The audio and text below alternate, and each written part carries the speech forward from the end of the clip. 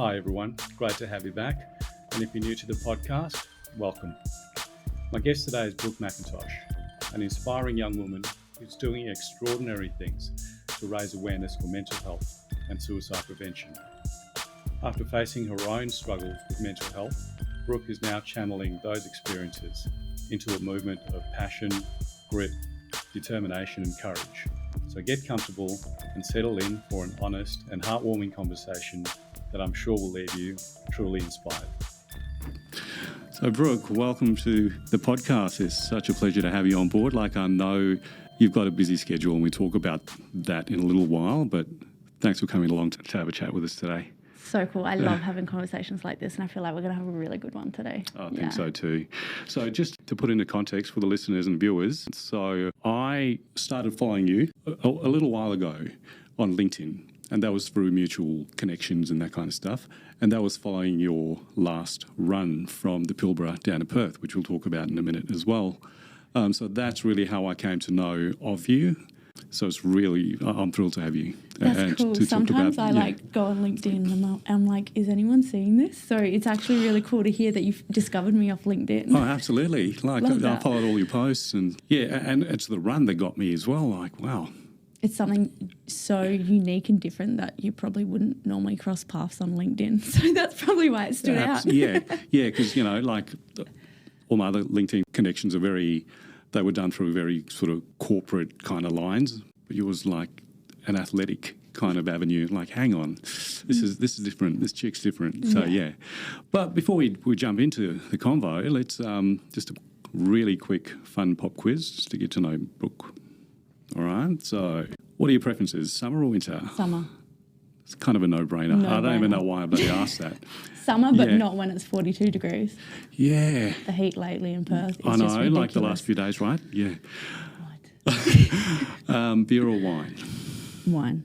Wine. Yeah. Red wine through and through. Red. Yeah. Okay. Although this year I'm no alcohol. Of course. The whole year. Of course.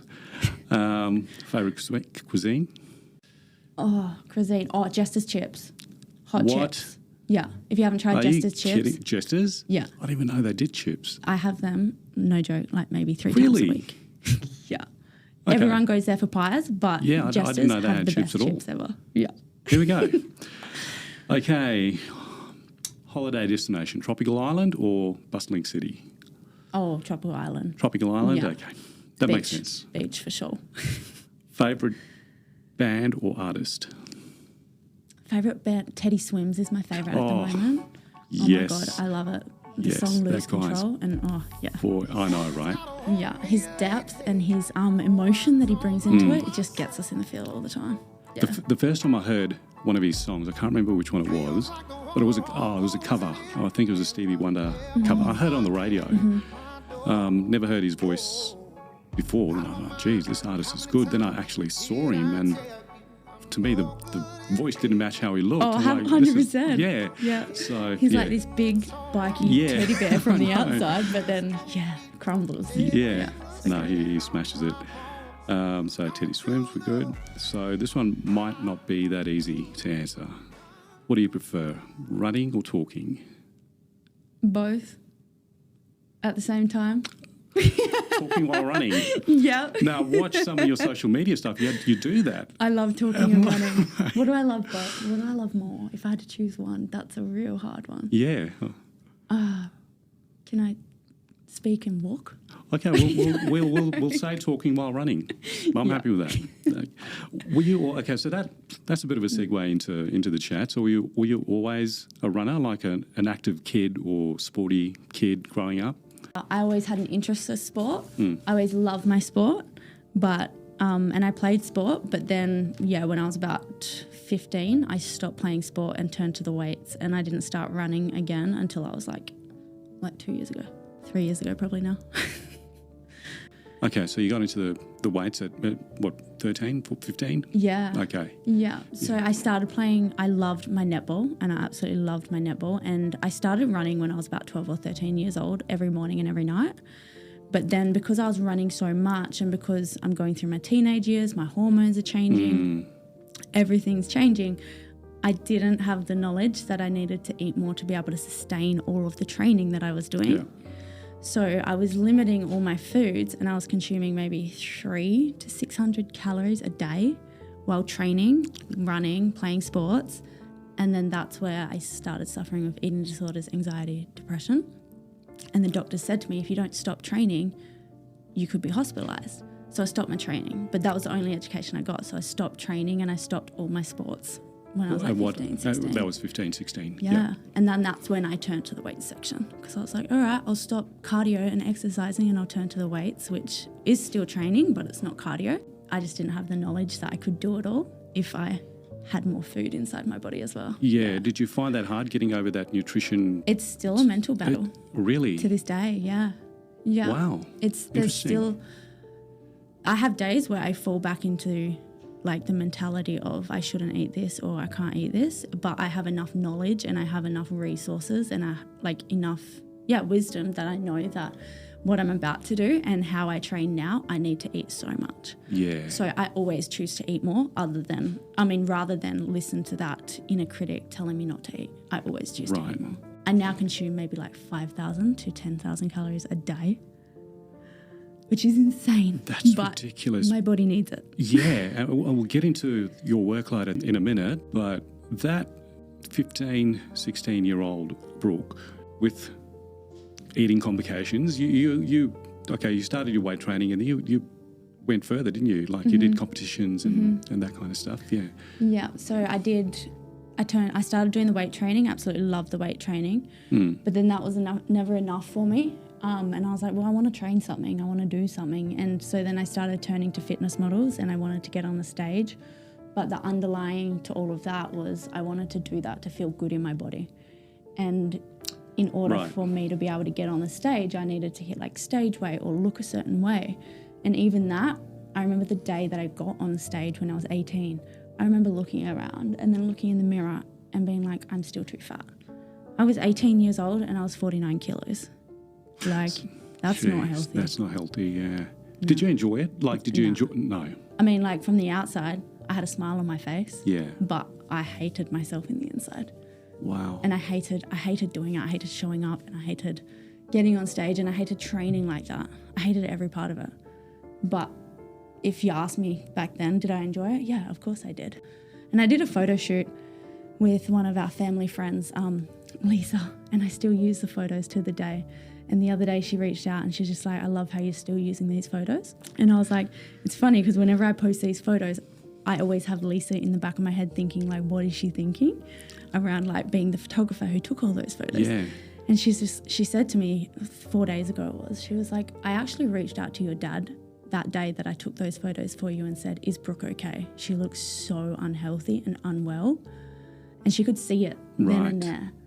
But if she had asked me that day, am I okay? Of course I was, because I didn't know better and I was masking all my insecurities through weight training, through getting on the stage. And then did it get to a stage where you couldn't mask it anymore, or how did the whole thing unfold for you? Like you said, you were masking a lot of your insecurities with the training. Did you reach a point, like let's say this comp, for example, where you said, I'm still too fat? For the fitness side of things, I moved to Karratha and I started working at this CrossFit gym. And I seen this one lady there, Shari Tyndale, and I was like, how is she moving her body like that? How is she lifting like that? And I don't know how it come about, but she told me her weight one day. And I was like, how do you weigh, quote unquote, that much? Because I thought it was a lot. Yeah. How do you weigh that much and you look this good and you're that strong and you can move your body like this? So then I started asking her what's she eating. And that's where it just like flipped a light on inside my mind that was like, okay, the weight on the scale doesn't matter. I want to know how much I can lift over my head. And then I started becoming obsessed with CrossFit and lifting more and more weight. And Shari helped me do that. But she also really helped me turn the light on that, showing that the weight on the scale doesn't matter. It's how my body can function, how my body can move. But on that, it was still a battle with the food as well. Yeah. And I think I don't think there still would be so many, well, girls and guys, to be fair, that are making those mistakes to this day. Like, you know, they follow these fitness models on social media and just do what they think they should be doing Yeah. In terms and of... throughout my whole time and I've been strength training, running, whatever, and CrossFit, all different training. I've been training since I was 12, so maybe like 17 years now. Yeah. Throughout my whole time, what I've come to realise that if you put the scales aside, if you put your physical weight aside and you focus on how you feel when you train and you focus on what ability your body is able to do and how it's able to move, the rest is byproduct. Yeah. You're going to look good. You're going to look slim. You're going to look trim. You're going to look fit, and you're going to be able to lift loads, run fast, run further when you start nourishing your body more and focusing on how it feels instead of how it looks. The looks come as a byproduct. But if you focus purely on the looks, it's never going to come because it's never enough. Yeah, you're never satisfied. Yeah. You're never satisfied. And I find that I've got a lot of friends who are bodybuilders, classic examples, they're never happy. You know, it's like you get on stage. Body dysmorphia. Body dysmorphia. Yeah. You get on stage and then you're lined up against like 10 other dudes. Yeah. And then you're looking at his quads and you're like, I want his quads. And you're looking at his glutes and it's like, I want those glutes. If only my biceps were a centimetre bigger. Yeah. It's like, bro, you look good how you are. Just focus on movement. Exactly. And what you said was, that's a really good point. You know, the looks come as a byproduct, because I've got friends who do CrossFit as well, and they're all about the fitness and moving and that kind of stuff, and they look amazing, really athletic bodies, but they don't train for the look. You know, they train for the fitness aspect. And I never thought of it until you said that. Yeah. And I'm not barracking for one over the other, like CrossFit over bodybuilding. I'm just saying the mindset. We're not getting in that debate. No. I'm just saying the mindset. You know, like so that's an interesting way of looking at it. Yeah. Because doing that kind of training just for the look is, like you said, never comes, and it's quite stressful. Yeah. Because that's all you're focused on. You know, like especially the bodybuilders. Oh, absolutely. You know, my shoulders need developing, or my lats aren't wide enough, or it's always something. Yeah. And it's just like, you're never going to become happy if you just focus on the looks. Yeah, absolutely. All right, so you said you got a wake-up call around not a wake-up call, but a bit of education around the nutrition in terms of, okay, you weren't eating enough for what you were asking of your body. So what did you do with that information then? Was that a pivotal point where you started training differently, or you changed your... Yeah, I definitely started training differently, and I started doing like more education and research, and I actually become a PT myself. Oh, right. I started my personal training, and I started helping people in the training field, but I was never actually really helping myself. I was gathering all the knowledge, but I was not actually embodying anything that I learned. Interesting. Okay. Yeah. So I was the queen of knowledge. But when it comes to the embodiment and actually applying all of the education that I learnt to myself, I lacked that drastically. Not walking the talk. Wasn't walking the talk. Yeah. No. Okay. I wasn't walking the talk up until August 2022. So literally like 2.5 years ago. So talk us through that 20-year-old Brooke to I went 3 years ago, 2.5 years ago. I know there's a lot of ground to cover there. In August 2022, that's when I was always seen as like this healthy Brooke. She loves training, she loves gym, she just loves keeping fit. But it was in August 2022 when I couldn't mask anything anymore, and I had to remove all the masks because I was going through the depths of suicidal ideation. It was the week that I was planning to take my own life, and I was on the way to a local high school to deliver a talk on confidence, because everyone's seen me as this confident human being.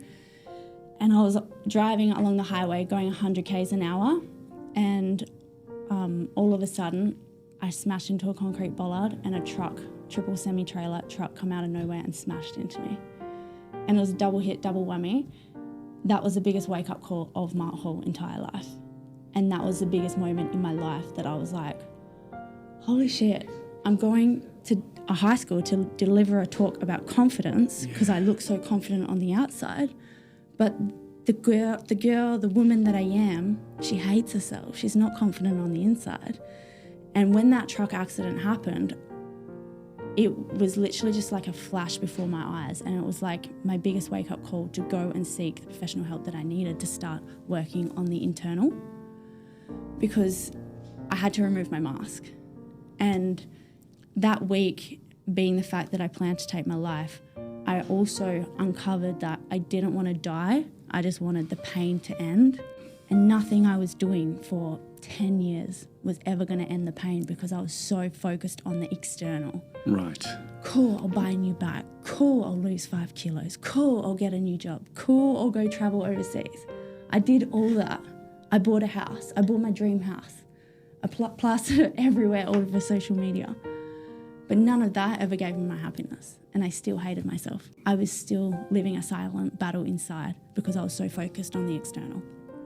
And it was in that moment that I was like, I just wanted the pain to end, so how can it end? And then that was like a door is open. Okay, put up your hand, ask for help. And then I started seeking more professional help around like a psychologist, a therapist, doing like more breath work, a lot more trauma release, inner child work. Fantastic, yeah. Because again, I had discovered breath work 3 years prior. Okay. I discovered it. Yeah, right. But it wasn't a living and a breathing it.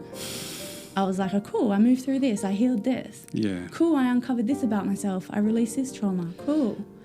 Yeah, it's all very surface level. It was very surface, yeah. It was like, again, gathering all the knowledge and never actually embodying the learnings. So I truly believe the lesson's going to keep coming at you until you actually learn the lesson and apply it into your life. Yeah. And that truck accident was like, bam, we've been giving you these lessons all your life, but you haven't done anything with them. So the truck accident was just like a bam hit, off you go, like stop. I know, and it's, and I wish it was a metaphorical kind of truck accident, but geez, I mean, that's you're hospitalised, obviously. Well, no. You weren't hospitalised? No, I discharged myself that afternoon. So I got taken away in an ambulance. What the hell?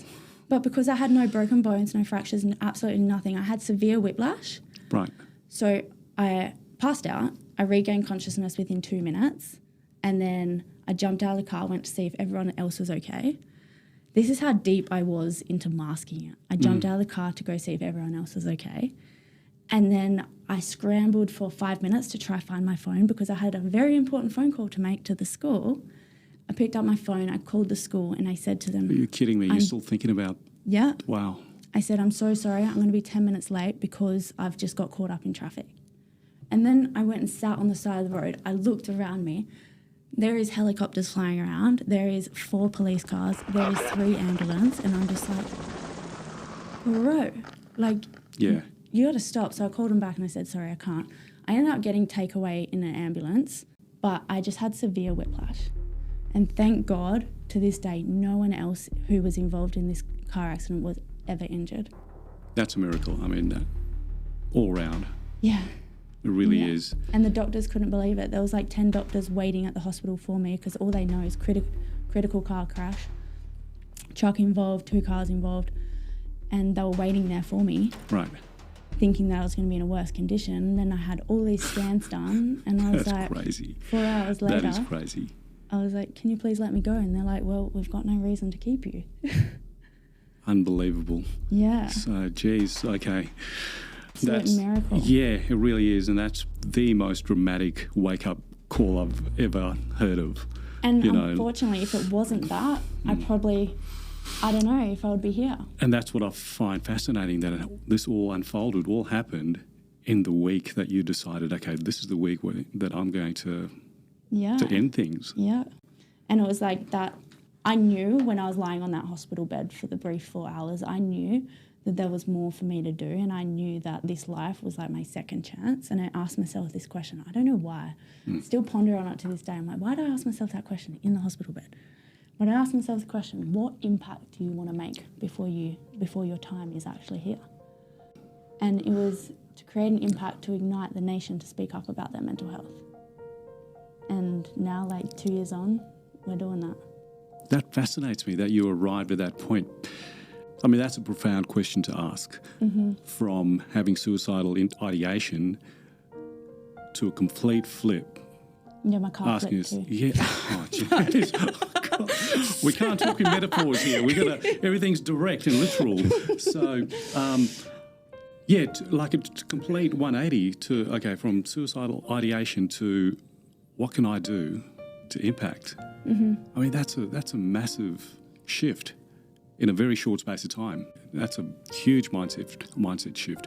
And really, that's a good takeaway, because mindset shifts can be that easy if you allow yourself to let it shift. Yeah. It really can be, because we tend to hold on to, the ego and who we think we are tries to protect us, and we kind of hold on to, no matter how unhealthy our belief systems are, we kind of hold on to it because it's safe. It's all we know. It's safe, exactly. Yeah. And that's what the ego wants to do, right? It wants to keep you safe. Mm.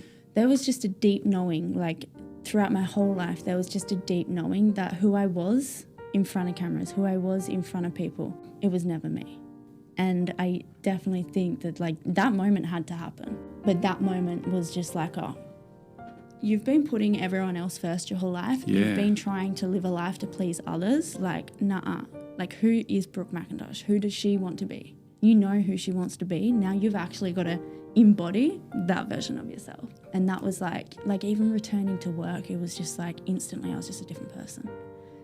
And work, so you were FIFO at this point? Yeah. Yeah. So returning to work was interesting because I had a conversation at pre-start. For me to speak up at pre-start was just like, oh my God, like my hands were shaking. Really? Yeah. Really? Because I was like, you don't speak at pre-start in a male-dominated environment when you're like, there's two females. Like, just hush, hush, don't say anything. But when I got back to work that day, we had a toolbox meeting. And I was like, I'm going to share my story, what happened on R&R. And I shared it, and from a space of, I was going to take my life last R&R. Yeah. I'm now here, and that happened. And then I had 4 guys come up to me afterwards and say thank you. Oh, jeez. Thank you for sharing the story. They had lost friends to suicide. They had been thinking about it too. And I was just like, oh my God. See, there again, all it takes is just one person to have the courage to spark a conversation. Yeah.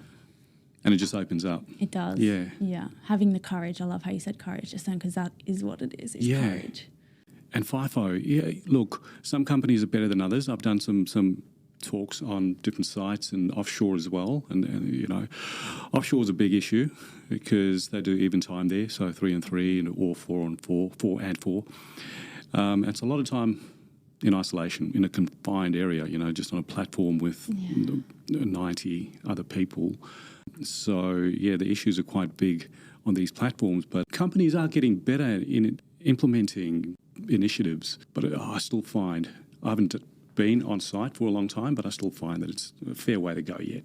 Yeah. Yeah. And then you hear a lot of people go, but you get paid the big bucks. That annoys me. Because I'm from a policing background, and, same thing, we went away to horrible places and people would say that. So, well, you knew what you signed up for and kind of, you get paid the big bucks and like, mate, jeez, just shut up. You can't put a price on it. You can't put a price on it, like, no. Yeah, so that irks me when people say that. Yeah, but you choose to do it. You get paid the big bucks. It's like, yeah, well, but there's just like, I as you said just there, there's a lot more companies starting to do some more things in the mental health space for FIFO. Truly do believe that. I definitely believe and feel it just needs to be more heart-led. Instead of a tick and flip, it needs to be more heart. Completely and agree. Connection. 100%. Yeah. 100%, because, you're right. Some companies implement these things after royal commissions or, after inquiries, Senate inquiries. So, we'll put this in. And you just can to feel appease that. them. You can feel As it. an employee, you can feel that. Yeah, and if it's like disingenuous, absolutely. Sexual assault is one of them. Mm-hmm. There are things put in place that are supposed to reduce the incidence of sexual harassment / assaults, but it's so watered down and not from the heart, and like you said, they feel it. Yeah, you definitely do. And like it needs to be, it can't be blanket, black and white. No. It needs to have, but then again, you can't really like give more to one, not to another. And like when you start implementing more things, we're not here to talk about FIFO or anything. No. But when you start implementing more things, it's like, all right, then the males feel excluded or they can't say anything because then a female can say yes. And it's just like, it's not tit for tat. It's not, Exactly. There's so much work to do around it. I don't know like what it looks like. But I know there's a fair way to go with them. Yeah. So you ask yourself the profound question of, okay, I feel that I'm supposed to do more to impact.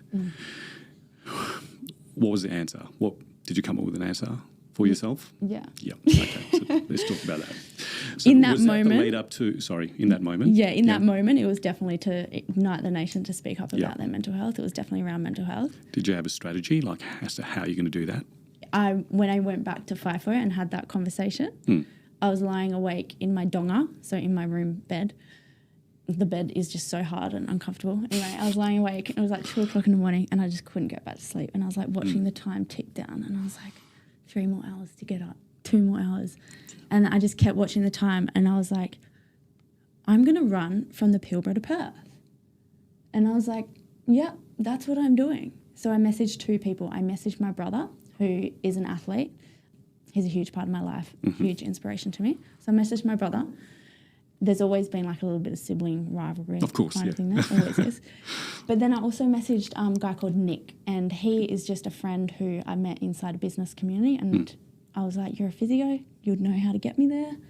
And I messaged Nick and I said, I've got this grand plan, going to run 1,600 Ks to raise awareness for mental health. The next day, my brother was like, you're batshit, you're not going to do that, whatever. He asked a lot of like thought-provoking questions to get me thinking, but he just never believed. But Nick, he gave me a call and he's like, cool, when we doing this? And he made me put a timeline on it straight away. And he's like, awesome, you're doing it next year. We need a running coach, you need to start doing this and this and this. And it started And all that's happening. how it started. So were you a runner at this stage where you decided, I want to run 1,600 Ks? Were you? No, but I always kind of had a little interest. So the year before, I set myself, and I only know this when I looked back on Instagram, and Instagram memory come up. And I was like, oh, that's right, I did that. So the year before, I set myself a goal to run 5 kilometres a day for 100 days straight. And I did that. It was like small, actually a really big goal compared to some others. Yeah. But I did that.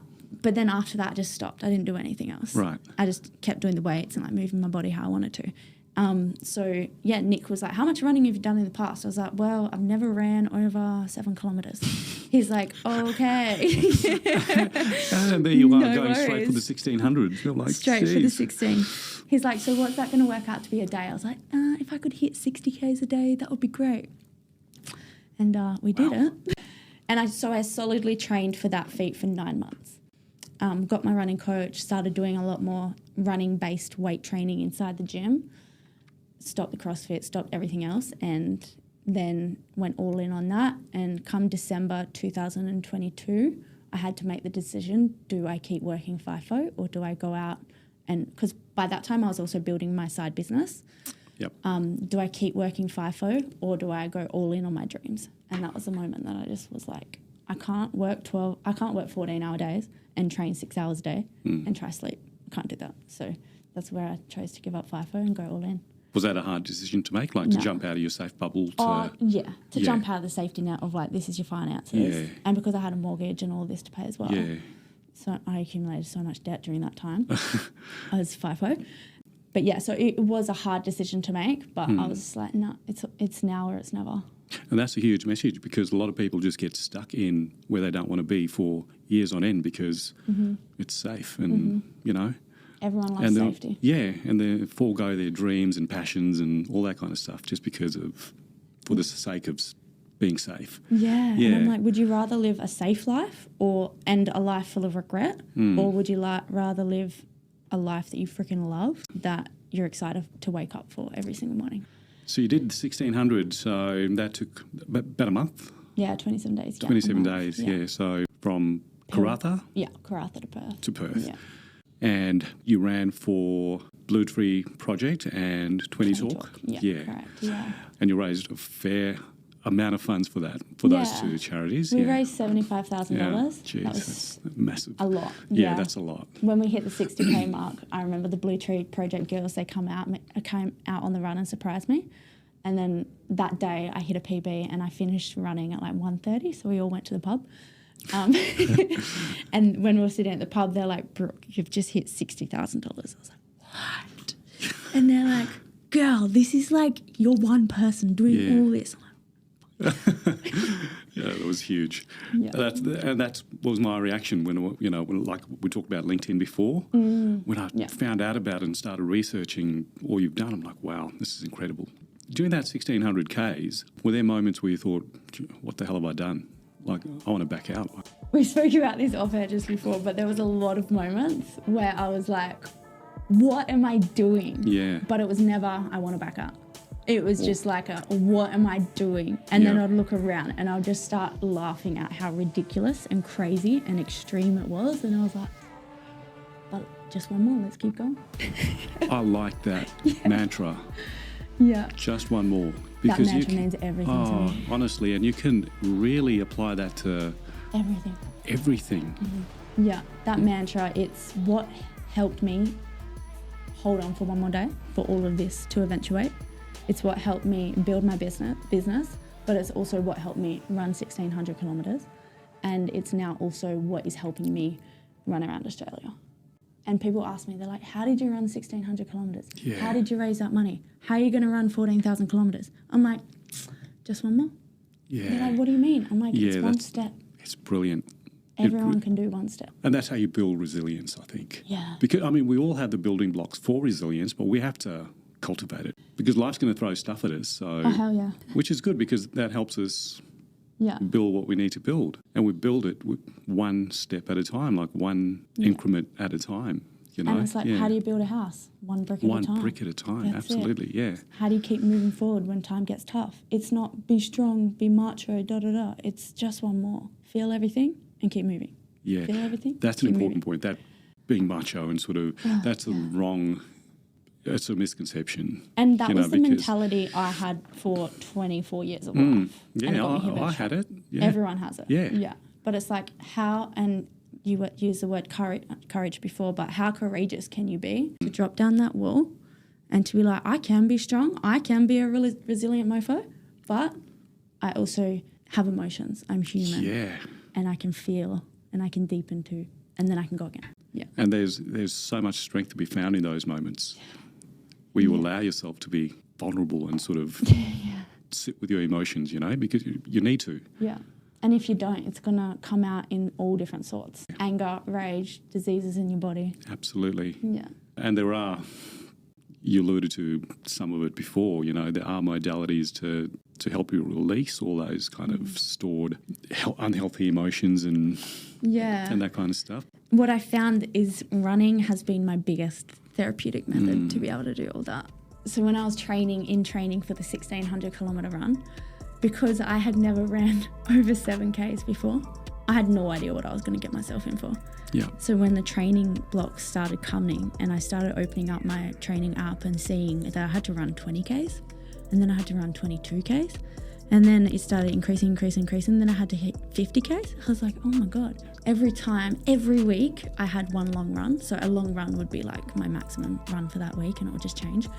But every long run that I did, I went through this phase where I would go about 10 kilometers in and then I'd hit this dark black hole and then I'd keep running. And it was like when I was running, I was processing everything. I was processing all the emotions. I was processing all the traumas, all the beliefs, all the thoughts.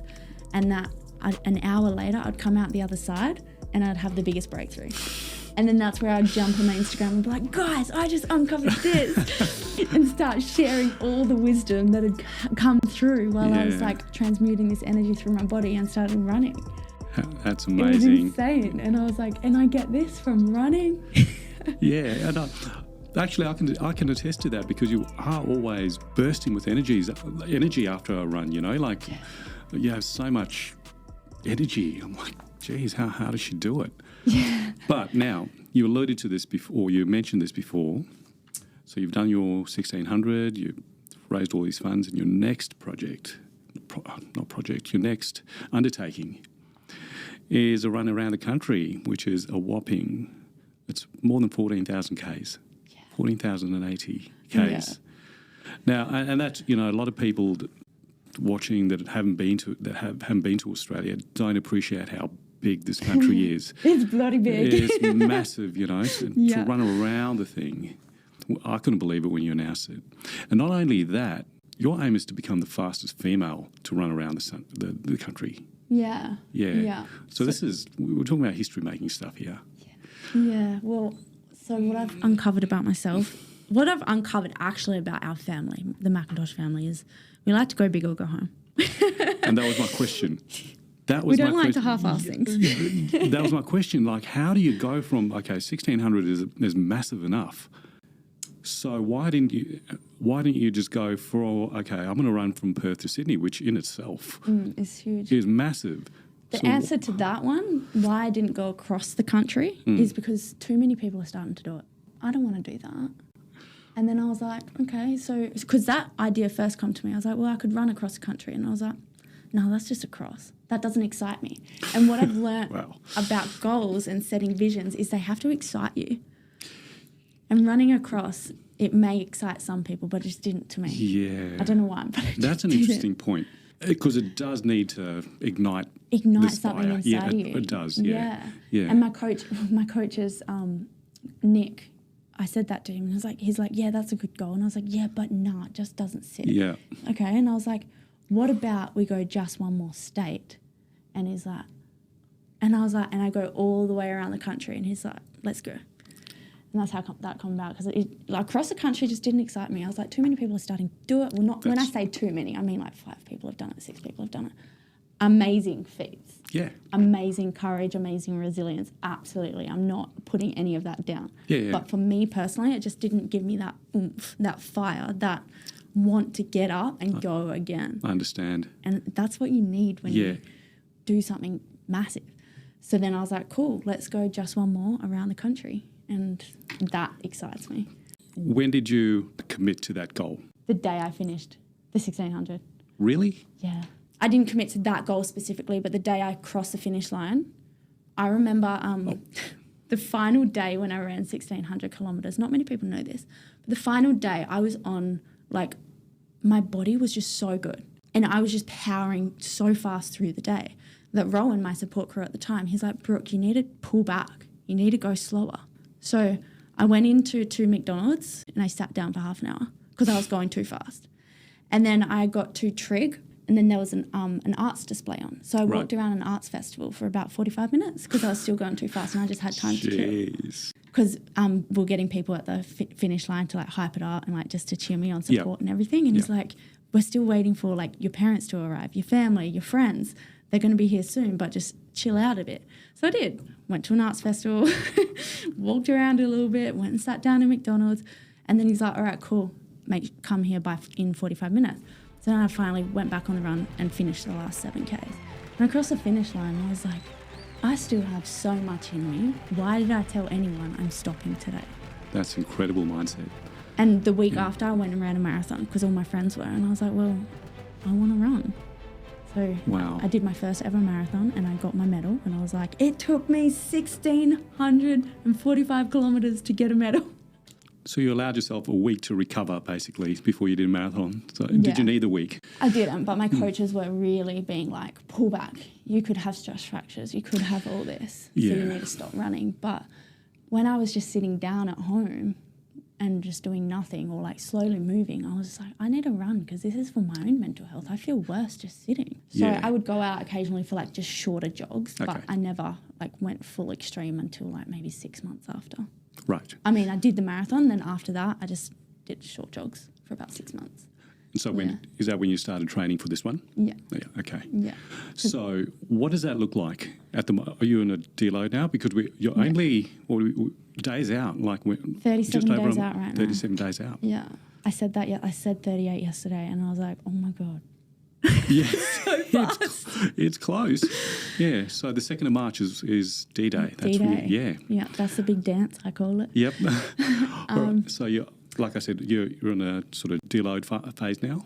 Only for this week. Yeah. Okay. So I'm in a deload week now where I've got, throughout the whole up until March 2nd, I'll be maintaining 3 strength sessions a week. Right. So I still do 3 strength sessions this week, but I only run 50 kilometres this week. Only. Yeah. But then next week and the week after, so I've got 2 weeks back to back, and they're like a pre-dance trial. This is what my running coach is calling it. Yeah. Where I have to run 280 kilometres and 350 kilometres. So that is next week. I have to do 3 80-kilometre runs back to back.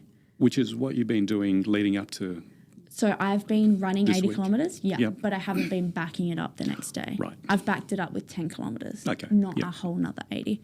So it will be like a little trial to see how my body responds in the next 2 weeks and see how much downtime I need recovery during the daytime and breaking it up. So it'll just be more trial and error in the next 2 weeks to come. But and then from there, it will be 3 weeks deload. Do nothing. I'm going to go chill by the beach, work, and do more of the logistics for the run. For the run, yeah. But not much training. I'll still do my strength training, but I'll literally just be walking and staying off my feet for 3 weeks. Yeah. So the 14,000 Ks, so let's break it down. Okay, so what are you doing daily? Daily? What would you have to do daily to cover that distance? Yeah, so super plain and simple. We're keeping it at 80 kilometres a day for 180 days. But the way that I view it is just one more. But I go, so in the morning we do 52 Ks, and this is a mindset hack for me because I know once I've done 52 Ks, it's well and truly over halfway. That when I come back in the afternoon, I've only got 28 Ks to go. And this worked really well for us when I did the 1,600 kilometre, is I'll do just over halfway in the morning. And when I say morning, I'd finish by about 12:30. I'd jump in the van if it was set up, or I'd just jump in the car in the cool aircon. I'd put binaural beats on. I'd put my recovery boots on and have a quick nap for like 30 minutes. I would have like a massive meal as well. And then after that, so my recovery downtime halfway through the day would be about an hour. And then I'd get back out there on the run. And my legs were fresh as. My mind was fresh as to go again for the 28. Yeah. So in terms of support crew, like you said, you only had, is it Rowan? Yeah. On the 1,600 Ks? Yeah. What about the next one? So Rowan's coming for 3 months. The run's going to take 6 months though. So Rowan was initially going to come for 6 months. However, he's got life to do as well. Yes. So he's now only coming for 3 months. And I don't know what we're going to do for support crew after the 3 months. Okay. We haven't figured that part out yet. Okay. But we've put the feelers out there to a lot of people, and we've had a few people come back and be like, yeah, we can do this part, we can do this part. Okay. Which is good, but nothing's secured or like set in stone yet on who the support crew is. Okay, so all those listening, jump on board. So, you want to support? Come get support. around it, yeah. So how can we support you? Like, I know there's only 30 days out, but there's still ongoing support throughout the run. Yeah. How can we get behind you? Yeah, so for the 2 weeks that I've got like my pre-dance, I'm inviting a lot of the Perth community to come run for those 80 kilometres with me, whether it's 1K, whether it's 10K, 20Ks, whatever it is. Yep. Come run a little bit. On the kick-off day, which is March 2nd, definitely come down to City Beach and come run with me for the first leg. But even throughout Australia, I want people to come run with me. So wherever you are in Australia, if I'm running through your hometown, the map's on my Instagram, have a look there and schedule that date schedule the month in your calendar, because the date is like hit and miss, because I can't be like 110% that's where I'm going to be. Of course, yeah. But I'm inviting a lot of people to come run with me this time. Awesome. Schools, communities, run clubs, yeah. Because you're going anti-clockwise, aren't you? So you're from City Beach, you're running south. And then sort of around to Adelaide and that way. And the reason why I'm doing that is because I had it sounds so bizarre to say, but I had so much fun on the West Coast route that I want that to be my home stretch. Fair call. And finish off there again. Yeah, that's a fair call. Yeah, definitely come run with me. Follow along on Instagram and YouTube. We're gonna do weekly recaps on YouTube, because everyone just loved seeing all the raw footage on like behind the scenes. Yeah, and really, if anyone out there hasn't seen your first documentary, absolutely go and have a look at it, because there's some raw stuff on there that it's a tearjerker. It is. It's and it's it's inspirational. It's all this stuff. So yeah, do yourself a favour and go and watch it. Even on the 1,600, I say even, but how do you keep yourself motivated or disciplined? And like you said, there were moments where you said, "What are you doing?" Yeah. What is your mindset? I know you have your just one more mantra, but what is it that keeps you so alive? Yeah. And the just one more mantra wouldn't really mean shit if I didn't know my why. Like I could just be saying to someone, go just one more, and they're like, what? But it's so hard. Like it just doesn't make sense. It just like doesn't help me. And I understand that. But that's where you got to go deeper. And that's where you got to know your why. So it's like, what pulls on your heartstrings? For me, mental health. And I do it to have just one more conversation so no one experiences the depths of darkness alone. It's beautiful. Yeah. And that's what keeps driving me. Yeah. Is like, I will run around the country to instill hope into all of Australians and everyone looking on, that if they go just one more and hold on for one more day, that they can have a better life. And if they choose to be courageous enough, because it doesn't come without courage, then they can have a better life. And I believe, like, what kept me going out for the 1,600, what's going to keep me going for the 14,000 is knowing my why, knowing your purpose.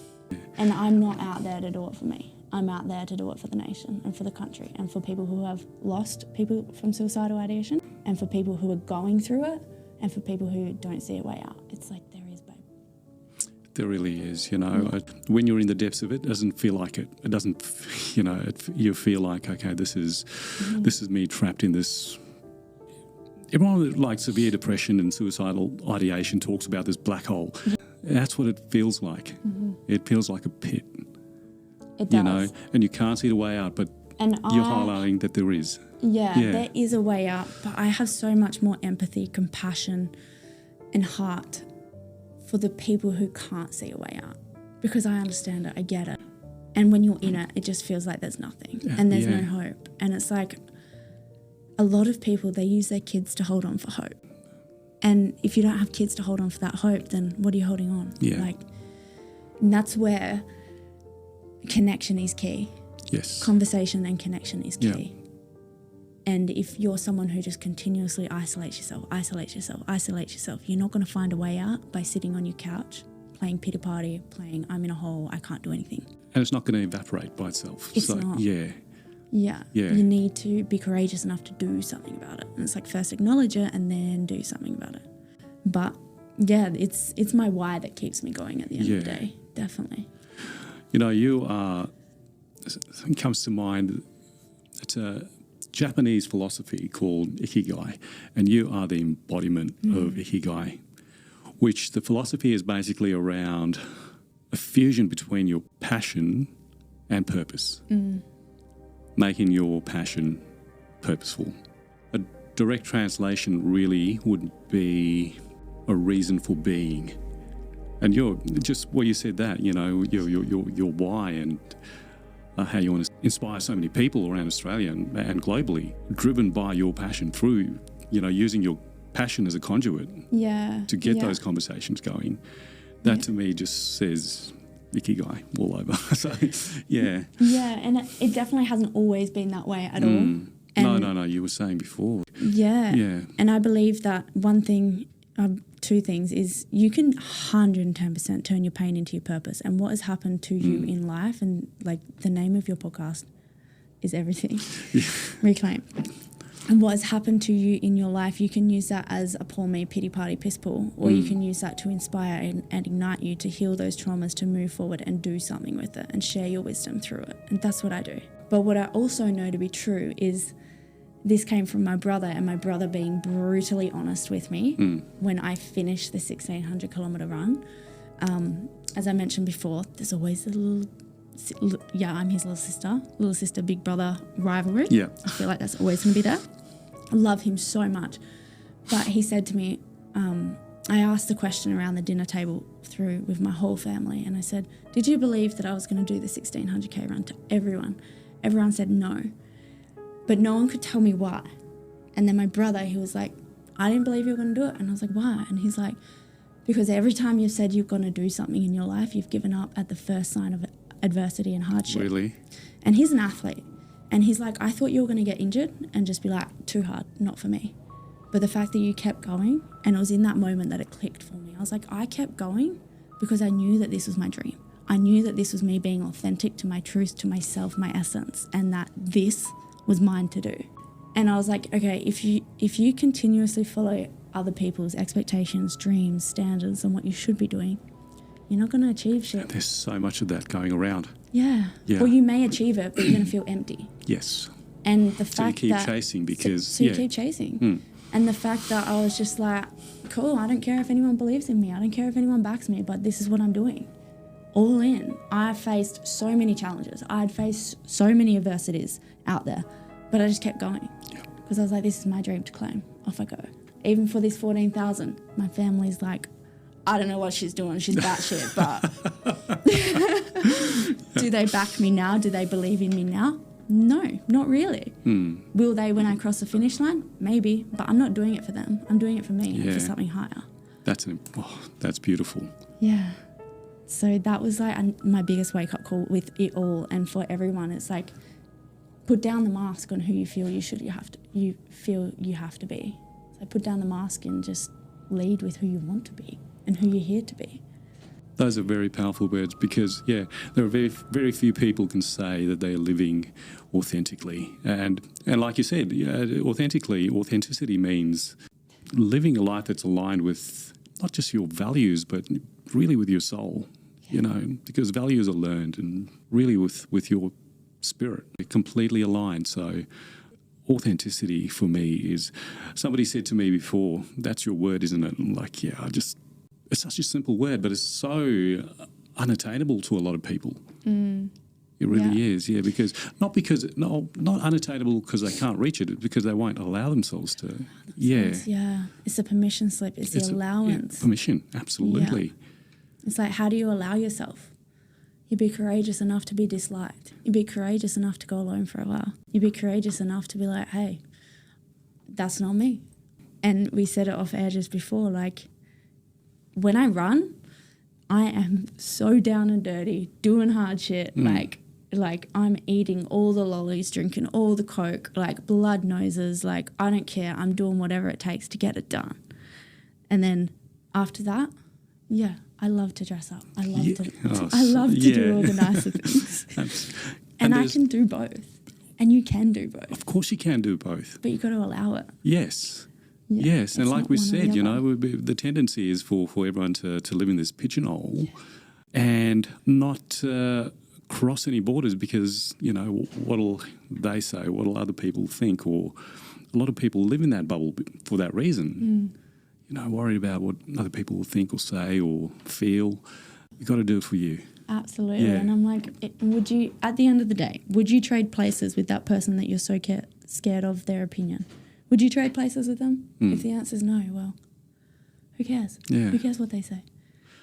I can't remember where I heard it, but somebody said that you'd be surprised how quickly, or how, other than your family, how quickly people forget about you after once you die. Absolutely. And it's so true because, people have lives to live and, they'll grieve you for a little while and then keep living their lives, And the family's different, obviously, but it's like we're so, what are they going to think? What are they going to think? And it's like those people are too scared, like too in themselves and like caring about what they think, what other people are going to think about them. They're not actually caring about what you think, or like what they're going to think about you. Everyone's my partner said this morning with my stepdaughter at breakfast. We're like, no one's looking at you because they're looking at themselves, terrified of what other people are thinking about them. Correct. Absolutely correct. I mentioned this on a podcast ages ago now. So both my parents are deceased, right? And something I like doing is visiting their gravesite. Not regularly, but I just, on occasion, like going to their gravesite.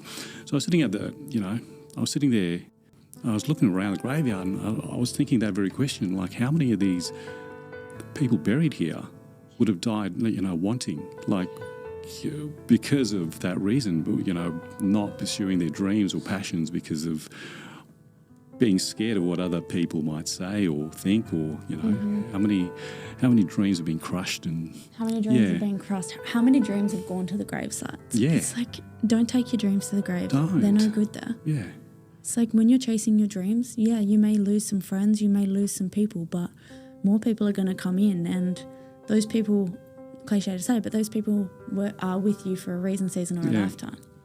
And it's like, would you rather be living in what if I did this? What if I did this? Oh, I can't do that because I'm going to lose that person. Or would you rather be living in your full essence, your full express version of yourself, living your dream life and creating it and inviting and being the permission slip for other people to come along? Or if they don't want to come along, amazing, let them go. Like, there's so much power in that. And if your dreams are big, then dream big.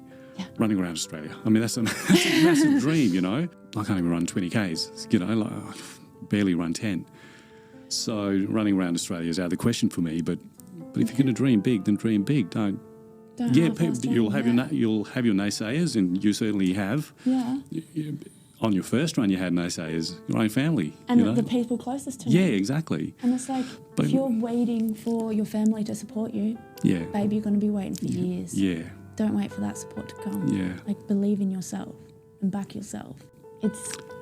You can dream big, as you were just saying, you can dream big, but then if you have a dream and it's small but it's big to you, pursue it. It's yours. It doesn't have to be huge. No, it doesn't have to be grand. Exactly. If it brings you light and happiness, do it. Yeah. Like I said on a podcast with Hard Yarns before, I was like, if the garbage man who's picking up my garbage has the biggest smile on his face and he's singing and he's dancing, that is living in purpose. That brings so much happiness to me. Yeah, I love that. You don't got to be out here like raising funds, making $1 million, like doing all this grand stuff to have a good life. No. Yeah. What brings you happiness? And it's like, I've been on two ends. I've been like trying to live that lavish lifestyle and doing all of that, having all the money, buying my dream house. It bought me a picture perfect lifestyle, but it brought me hatred and resentment inside because I just didn't like who I was. Yeah. But now that I am who I am and who I'm meant to be, I love my life. That's a great note, and I'm very mindful that you have a very tight schedule, and I'm so appreciative of you coming in to chat with us. Honestly, I could talk to you for hours, but I wish you all the best on your run. I will certainly be there on the 2nd. Yeah. And I'll, as you've done, invite as many people as possible who can make it down there on the 2nd. If not on the 2nd, follow your map on... All the way around Australia. Yep. And run along. So, Brooke, it's been an absolute pleasure. It really has been. So thanks again for coming in. Thanks for having us on. It's been an epic conversation. Awesome. Yeah.